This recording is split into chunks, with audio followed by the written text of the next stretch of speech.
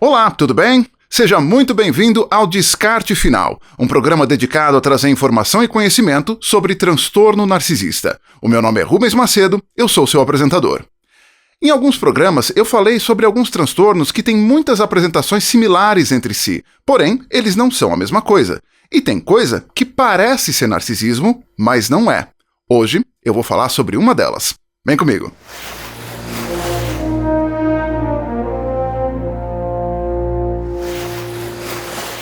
Recentemente, um amigo de fora visitou a cidade. Gosta muito de São Paulo, gosta especialmente do nosso bairro japonês, a Liberdade. Gosta da cultura, gosta do visual, então o ponto de encontro acaba sendo sempre por lá. Então, como de costume, quando ele vem aqui, a gente costuma se encontrar por lá e vai botar o papo em dia. Como se a gente não conversasse todo dia pelo WhatsApp. Mas é claro que pessoalmente é muito mais interessante. Então, papo vai, papo vem. Foi a primeira vez que nós nos encontramos desde que eu comecei o projeto aqui, então, inevitavelmente, em algum momento, o assunto foi o canal. E aí, ele estava me perguntando algumas coisas e eu estava explicando sobre espelhamento, sobre a forma como o narcisista procura emular, imitar, entre aspas, a vítima do momento ou qualquer pessoa com a qual ele esteja interagindo no momento. Então, eu falei que ele pode apresentar um determinado comportamento, ele vai emular gostos, preferências para uma pessoa e pode apresentar uma faceta diferente para outra. E aí ele me perguntou, mas espera um pouquinho, isso não é múltipla personalidade? Eu fiquei muito empolgado com a pergunta. Porque faz todo sentido. Realmente, quando você olha num primeiro momento, pode parecer, porque realmente são facetas diferentes. Porém, não é. Em primeiro lugar, um esclarecimento. Múltipla personalidade é como era ou ainda é um pouquinho popularmente conhecido o transtorno dissociativo de identidade, ou TDI. Como agora também está ficando popular, porque o assunto está em alta um pouquinho, tem muito canal falando sobre o assunto. Infelizmente, ao que parece, tem gente emulando o transtorno para conseguir atenção, engajamento e likes, enfim, esse tipo de coisa. Então, com o termo diagnóstico correto, também está ficando muito popular. Transtorno dissociativo de identidade, ou TDI, como muita gente está chamando. O que é? O transtorno dissociativo, ele na sua gênese, na sua origem, ele é muito parecido com o narcisismo. Ele é provocado, ele é produzido por um trauma emocional muito intenso, ocorrido quando a personalidade do indivíduo está se formando. Primeira infância, o mais cedo possível. Então, para se proteger do trauma, o cérebro pode produzir uma segunda ou múltiplas identidades dissociadas. Essas identidades todas, elas têm os seus próprios gostos, as próprias memórias, elas não compartilham memórias entre si. Esse pode ser um dos sintomas, não é o único, pode ser um dos sintomas de transtorno dissociativo.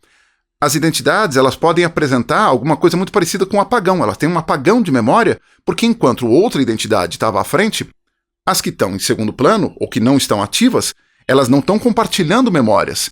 Então a pessoa pode se encontrar de repente em um outro lugar e não lembra de como ela chegou lá.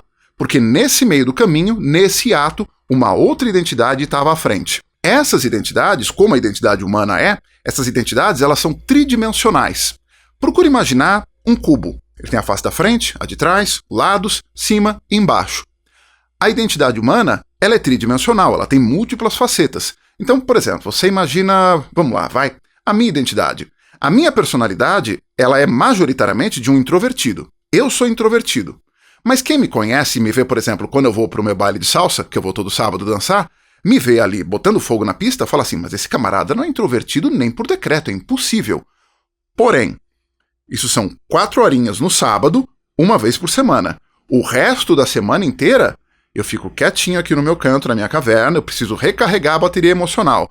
Todo dia eu vou pra academia, ok, mas eu tenho meu parceiro de treino e quando não tem, a minha experiência de qualquer forma é individual, é sozinho. São 2 horinhas de treino ali, volto pra casa.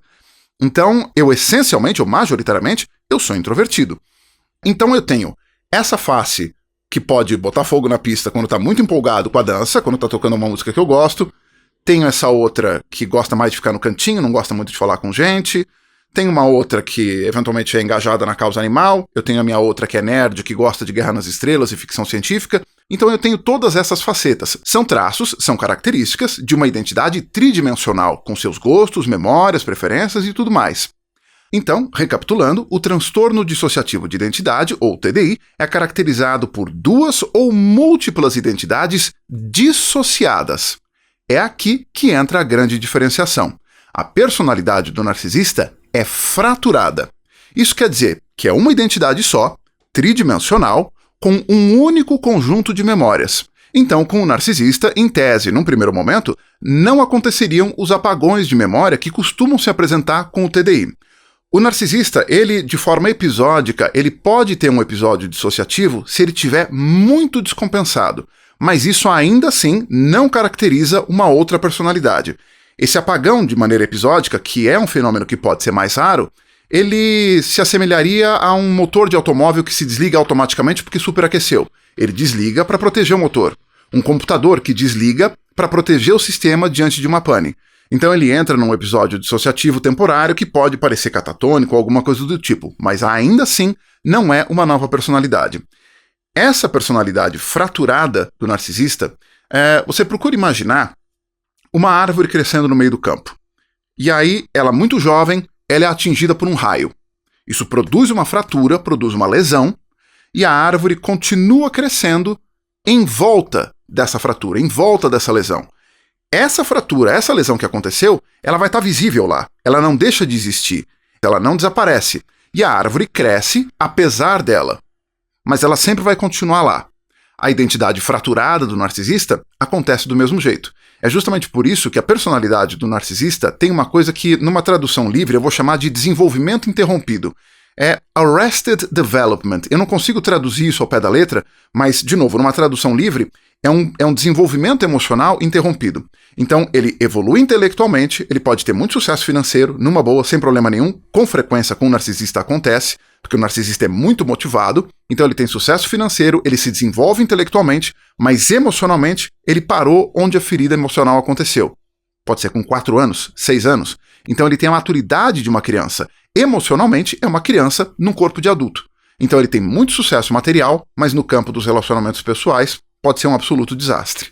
Por conta dessa identidade fraturada, no narcisista, o que pode fazer isso parecer transtorno dissociativo é que toda vez que você estiver lidando com um narcisista patológico, alguém que tem transtorno de personalidade narcisista, não apenas traços, alguém que tem o transtorno, você sempre vai estar lidando, no mínimo, com 2 falsos selves. Os selves não são personalidades, eles são frações, eles são pedaços de uma coxa de retalho disfuncional do que foi ou poderia ter sido a personalidade original. Quando você fala de 2 falsos selves, isso pressupõe dizer que existe, então, pelo menos um verdadeiro self. Esse verdadeiro self não é acessível para ninguém que lida com um narcisista. Existe um equívoco comum de acreditar que o self vulnerável é o verdadeiro self. Ele não é. O verdadeiro self não é acessível nunca para quem está convivendo com um narcisista, e tem psicólogos que acreditam que o verdadeiro self não é acessível nem para o narcisista. Esses 2 falsos selves foram criados justamente para proteger o verdadeiro self. Então ele fica enterrado de uma forma que, em tese, nem o narcisista consegue acessar. Então você tem o self vulnerável e o self protetivo. Num narcisista oculto, normalmente o self vulnerável está à frente.